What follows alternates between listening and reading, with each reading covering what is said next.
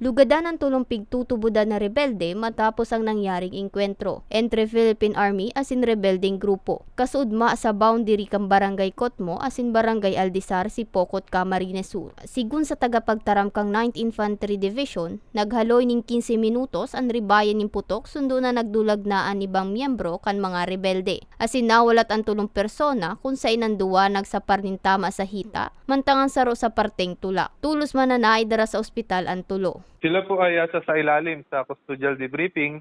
Alamin natin kung may mga information po na bibigay sila sa amin na makakatulong para mapasurrender yung iba nilang kasamahan o mahuli yung iba nilang kasamahan. Ang engkwentro resulta kang pakikipagtabangan kan mga residente sa nasabing lugar. Nasubuot may presensya ni mga kaduda-dudang persona na nagroronda sa bisinidad. Pinasasalamatan po namin yung mga residente ng Barangay Cotmo at Barangay Aldisar sa aktibong pakikipag-ugnayan nila dito sa ating mga kasundaluhan. At hindi po nasayang yung information na ibinigay nila sapagkat agad po natin itong inaksyonan.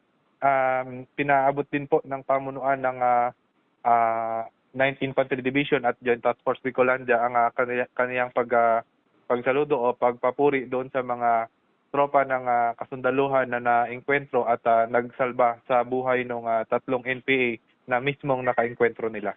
Na-recover pa sa pinangyarihan ang duwang M16 rifle, duwang caliber 45 pistol, mga bala asin magazine. Para sa mga baretang tatak Bicol, May Arango.